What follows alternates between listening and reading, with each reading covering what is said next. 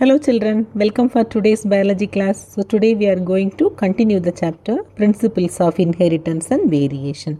The topics going to be covered are incomplete dominance and codominance. Now let us go inside the chapter.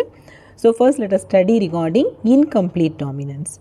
So when a cross is between two pure breeds, so when it is done, so when the offspring formed is having no, that is intermediate character, it is of hybrid phenotype. Okay, so then you call that as incomplete dominance. So here the red flower and the white flower producing plants are crossed. So here the plants offspring produced they are of pink color producing plants, that is the character is in between these two, that you call that as incomplete dominance. So here the inheritance of flower color in dog flower, that is snapdragon, or the scientific name is Antirrhinum, that is good example for incomplete dominance. So here when you observe, see here this is the parental generation, this is F1 generation. Do you remember? So what we studied in the previous class, it is complete dominance. The plants F1 generation produced all were resembling one of the plant. So that was the tall and dwarf. When it was crossed, the plants produced all were tall. But here if you are crossing the red and white, so the plant hybrid plants produced, that is F1 offspring produced, they are of pink colored. It is intermediate in color. So means the dominant character, it is not able to express fully, that you call that as incomplete dominance. So when the F1 generation it is allowed for self-pollination, the plants they produce instead of producing 3:1 phenotype, they produced 1:2:1. That is 25% of the flower they were red color, 25% of the flower white color, and the 50% they were pink color. Means the homozygous flowers homozygous dominant, they produce fully of red color flower, homozygous recessive, that is of white color, and heterozygous, it was producing pink color, intermediate color. When the both that is here when you are marking as so R, so capital R, small r, capital R, that is for dominant character, it is of intermediate character. So here the intermediate character so it was of pink color. Here the phenotypic ratio and the genotypic ratio both were similar, that is of 1:2:1.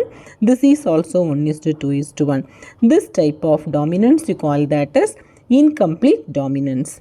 Okay, so here can you see here capital R, that is of red color variety, this is a white colored variety. These two are parents and these are the gametes. And the heterozygous, it was of pink color.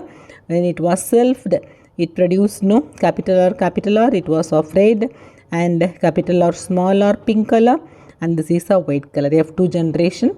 So here when you observe the genotype and the phenotypic ratio, both are same, it is 1:2:1. This type of inheritance we call that as incomplete dominance. Okay, next let us study regarding codominance.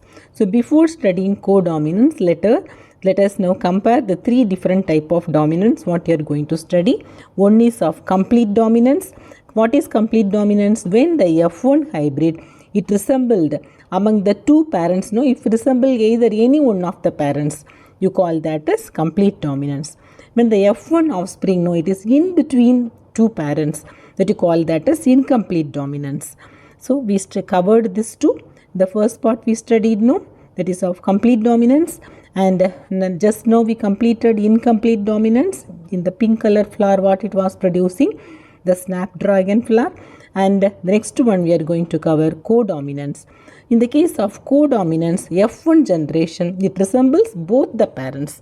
Hope you must be able to distinguish these three: complete, incomplete, and codominance. So F1 generation, when it resembles both the parents, you call that as codominance. Good example for codominance is ABO blood grouping in human being. So here in the case of blood grouping, so RBC, it has some sugar polymers, that is antigen. So and what do? They produce some sugar. Okay, so and it is now controlled by the gene I. So the I, it has now three types of alleles, A, B and small I. Sometimes IO also it must have written. So the alleles of IA and IB, what do? They are slightly different. They produce no slightly different form of sugar, and the allele no, the only small I no, it does not produce any sugar. That is, you call that as O blood group. So if the person possesses so IA gene, so he will be of A blood group, and this is of B blood group, and this one when it is present, that is of O blood group. Okay, and here this IA, I is immunoglobulin.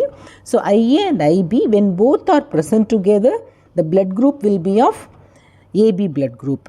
Okay, so here accordingly, so the antigen produced, IA will produce IA antigen and IB will produce IB antigen, and this is not able to produce either of these two. And when you see now let us study in detail how it is being controlled. The blood group A, the possible genotype will be of IAIA, IAI. It can be homozygous or heterozygous. And IB blood group, IBIB, otherwise IBI, homozygous or heterozygous. AB, only one possibility, IA-IB combination is there. O blood group, only they have no this small I. It can be IO also you can write. Here O means nil, 0 only, you call that as O blood group. Means they are not able to produce either A or B antigen. So here the blood group A, when you are crossing, when this is the parental type, these are the possible blood groups of the children. So when both the parents, they are homozygous for A, they will produce only A blood group children. When they are heterozygous, one is heterozygous, other is homozygous, they can produce once again A blood group only. So here both are heterozygous means they can produce either A or O blood group. The same way B blood group parents, so both are homozygous for B, they will produce only B blood group children. One is homozygous, other is heterozygous, only B blood group. Both are heterozygous means there is chance of B blood group children also, O blood group also. These people, they are not able to produce A blood group children and AB blood group children. The same way this type no, so this type of cross, they are not able to produce either B or AB blood group children. Okay, and AB, when both the parents are of AB blood group, so they can produce AB blood group children or A or B. They are not able to produce O blood group. So when both the parents are of O blood group, then they can produce only O blood group children. These are the possible genotypes of the parents. If this is the possible genotype, these are the possible phenotype of the means no, that is the children. It has been shown here in the tabular form.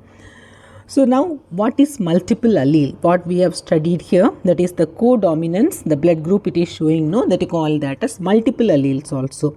So because ABO blood grouping, it is the better example for multiple alleles. Why? Because there are more than 3 alleles are governing the same character, IA, IB and small I. Okay, so more than 2 or more than 2, that is 3, it is governing the same character. That's why you call that as multiple alleles. This is example for codominance also. Hope children, you must have understood incomplete dominance and codominance. You should be able to distinguish these 3. Sometimes the distinction between these 3, normal dominance, what we studied in previous class, and incomplete dominance, codominance, comparison also can be asked, separately can be asked. Okay, so you should be able to understand this, and then only we can answer the questions regarding this. Okay children, thank you. Hope you must have understood. We will meet in the next class. Thank you.